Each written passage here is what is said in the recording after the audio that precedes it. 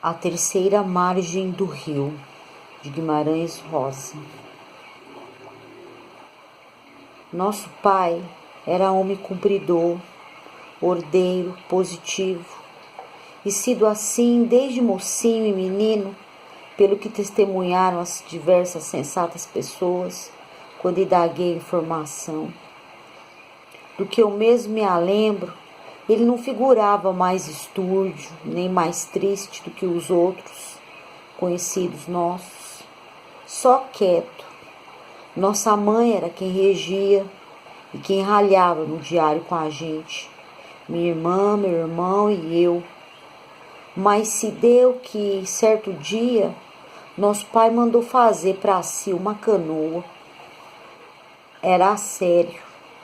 Encomendou a canoa especial, de pau de vinhático, pequena, mal com a tabuinha da popa, como para caber justo o remador. Mas teve de ser toda fabricada, escolhida forte, arqueada, em rijo, própria para dever durar na água por uns 20 ou 30 anos. Nossa mãe jurou muito contra a ideia. Será que ele, que nessas artes não vadiava, se ia propor agora para pescarias e caçadas? Nosso pai nada não dizia. Nossa casa no tempo ainda era mais próxima do rio, obra de nem quarto de légua. O rio por aí se estendendo, grande, fundo, calado que sempre, largo, de não se poder ver a forma da outra beira. E esquecer não posso do dia em que a canoa ficou pronta.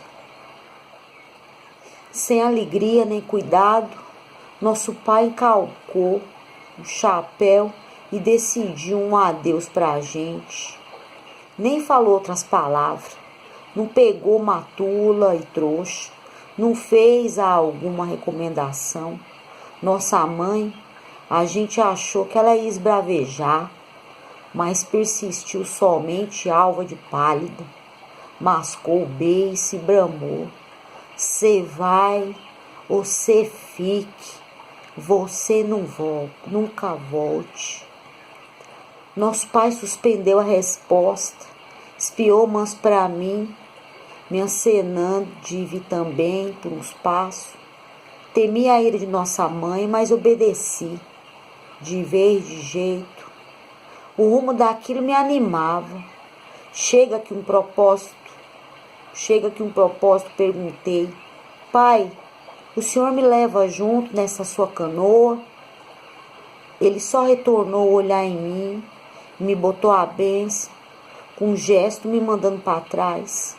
Fiz que vim, mas ainda virei na grota do mato para saber. Nosso pai entrou na canoa e desamarrou pelo remar. E a canoa saiu-se indo, a sombra dela por igual, feito um jacaré, comprida, longa. Nosso pai não voltou. Ele não tinha ido a nenhuma parte, só executava a invenção de se permanecer naqueles espaços do rio, de meio a meio, sempre dentro da canoa, para dela não saltar, nunca mais. A estranheza dessa verdade deu para estarrecer de todo a gente. Aquilo que não havia acontecia. Os parentes, vizinhos, conhecidos nossos se reuniram, tomaram juntamente conselho. Nossa mãe, vergonhosa, se portou com muita cordura. Por isso, todos pensaram de nosso pai a razão e que não queriam falar. Doideira. Só uns achavam, no entanto, de poder também ser pagamento de promessa, ou que nosso pai, quem sabe, por escrúpulo de estar com alguma feia doença, que seja a lepra, se desertava para outra sina desistir, perto e longe de sua família dele. As vozes das notícias se dando pelas certas pessoas, passadores, moradores das beiras, até do afastado da outra banda, escrevendo que nosso pai nunca se surgia a tomar terra, em ponto nem canto, de dia nem de noite, da forma como cursava no rio, solto solitariamente. Então, pois, nossa mãe e os aparentados nossos assentaram que o mantimento que tivesse ocultado na canoa se gastava, e ele ou desembarcava e viajava-se embora para jamais, o que ao menos se condizia mais correto, ou se arrependia por uma vez para casa, no que no engano. Eu mesmo cumpria de trazer para ele, cada dia, um tanto de comida furtada. A ideia que senti, logo na primeira noite, quando o pessoal nosso experimentou de acender fogueira em beirada do rio, enquanto que no alumiado delas se rezava e se chamava. Depois, no seguinte, apareci com rapadura, broa de pão, caixa de bananas. Cheguei nosso pai, no enfim de uma hora, tão custosa para sobreviver. Só assim, ele no ao longe, sentado no fundo da canoa, suspendia no liso do rio. Me viu, não remou para cá, não fez sinal. Mocei de comer, depositei num oco de pedra do barranco, a salvo de bicho mexer e a seco de chuva e orvalho. Isso que fiz e refiz, sempre tempos afora. Surpresa que mais tarde tive, que nossa mãe sabia desse meu encargo, só se encobrindo de não saber. Ela mesma deixava, facilitado, sobra de coisas pro meu conseguir. Nossa mãe muito não se demonstrava. Mandou vir o tio nosso, irmão dela, para auxiliar na fazenda e nos negócios. Mandou vir o mestre para nós, os meninos. Incumbiu ao padre que um dia se revestisse em praia de margem para esconjurar e clamar ao nosso pai o dever de desistir da tristonha teima. De outra, por arranjo dela, para medo, vieram os 2 soldados. Tudo que não valeu de nada. Nosso pai passava ao largo, avistado ou de luz, cruzando na canoa, sem deixar ninguém se chegar a pega ou a fala. Mesmo quando foi, não faz muito, dos homens do jornal, que trouxeram a lancha e tensionavam tirar retrato dele, não venceram. Nosso pai se desaparecia para outra banda, aproava a canoa no brejão, de léguas que há, por entre juncos e matos, e só ele conhecesse, a palmos, a escuridão daquele. A gente teve de se acostumar com aquilo, as penas que com aquilo a gente mesmo nunca se acostumou em si, na verdade. Tiro por mim que no que queria e no que não queria, só com nosso pai me achava. Assunto que jogava para trás meus pensamentos. O severo que era de não se entender de maneira nenhuma como ele aguentava, de dia e de noite, com sol ou aguaceiro, calor, sereno e nas friagens terríveis de meio do ano, sem arrumo, só com o chapéu velho na cabeça, por todas as semanas e meses e os anos, sem fazer conta do se ir do viver.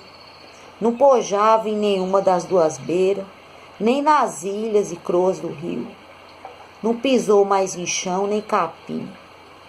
Por certo, ao menos que para dormir, seu tanto, ele fizesse a amarração da canoa em alguma ponta de ilha, no esconso. Mas não armava um foguinho em praia, nem expunha de sua luz feita, nunca mais riscou um fósforo. O que consumia de comer era só um quase, mesmo do que a gente depositava no entre as árvores da gameleira ou na lapinha de pedra do barranco, ele recolhia pouco, nem o bastava, não adoecia, e a constante força dos braços para ter tempo na canoa resistido. Mesmo na demasia das enchentes, no subimento, aí quando no lance da correnteza, em nome do rio, tudo rola perigoso.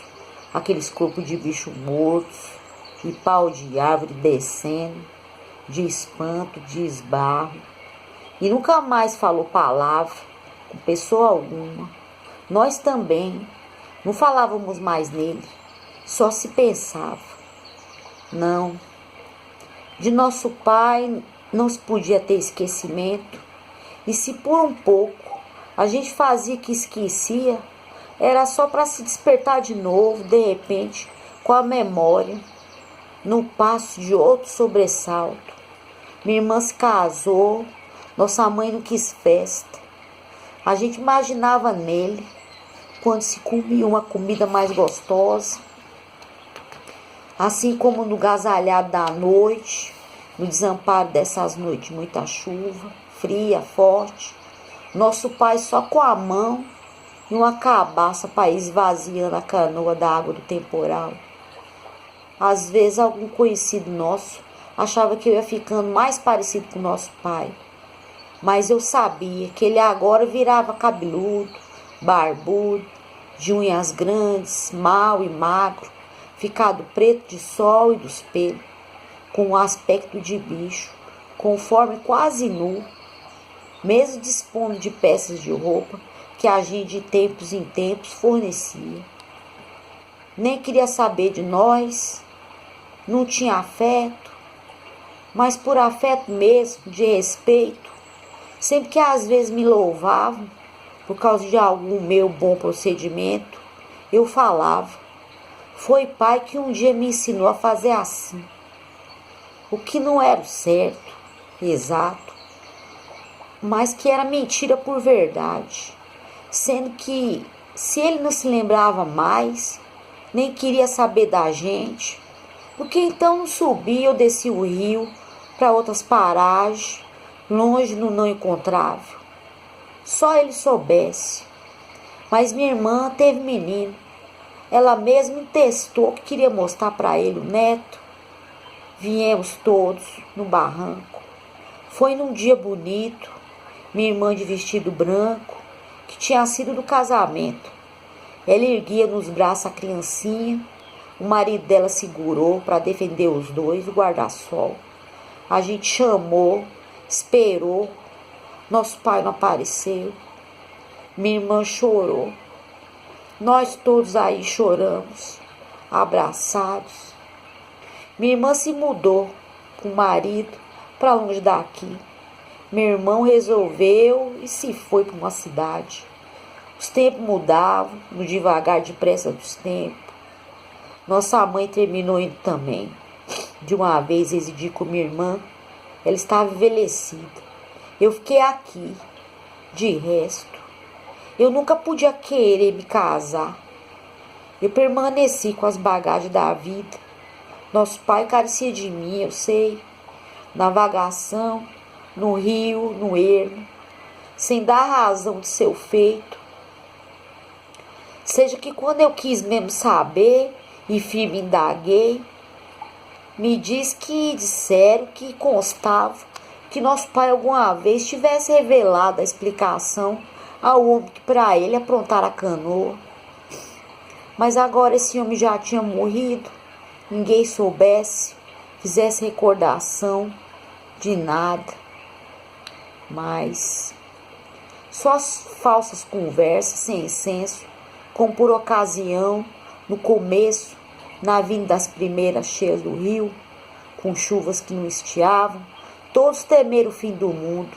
Diziam que nosso pai fosse o avisado que nem Noé e que, portanto, a canoa ele tinha antecipado, pois agora me entrelembro. Meu pai, eu não podia malsinar, e apontava já em mim os primeiros cabelos brancos. Sou homem de tristes palavras, de que era que eu tinha tanta culpa, se o meu pai, sempre fazendo ausência, e o rio, o rio, pondo perpétuo, Eu sofria já o começo da velhice. Essa vida era só o demoramento.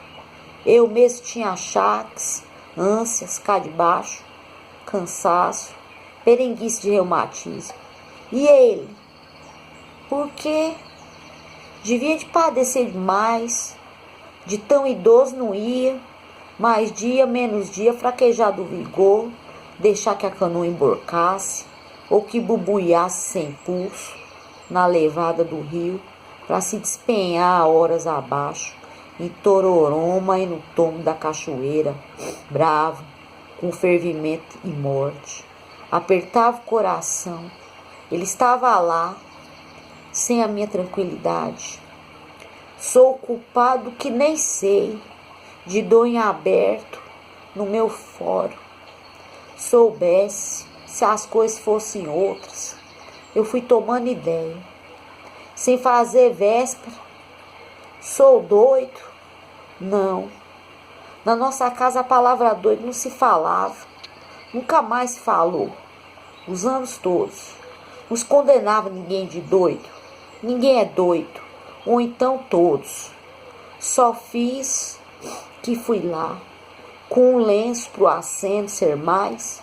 Eu estava muito no meu sentido, esperei, ao por fim ele apareceu, aí e lá o vulto. Estava ali, sentada à popa, estava ali, de grito. Chamei umas quantas vezes e falei o que me urgia. Jurado e declarado, tive que reforçar a voz. Pai, o senhor está velho, já fez seu tanto. Agora o senhor vem, não carece mais. O senhor vem e eu agora mesmo, quando que seja, a ambas vontades, eu tomo seu lugar do senhor na canoa. E assim dizendo, meu coração bateu no compasso do mais certo. Ele me escutou, ficou em pé, manejou o remo na água, proava para cá, concordando. E eu tremi, profundo, de repente, porque antes ele tinha levantado o braço e feito um saudar de gesto. O primeiro, depois de tamanhos anos de corridos. E eu não podia, por pavor, arrepiar os cabelos, corri e fugi, me tirei de lá, num procedimento desatinado, por quanto que ele me pareceu vir da parte de além. E eu estou pedindo perdão.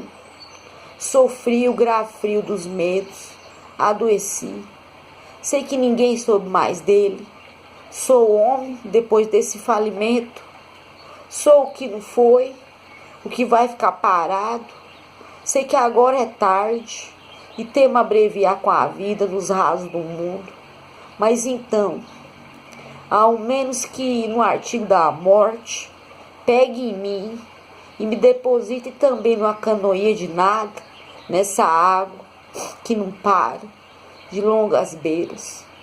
E eu, rio abaixo, rio afora, rio adentro, o rio,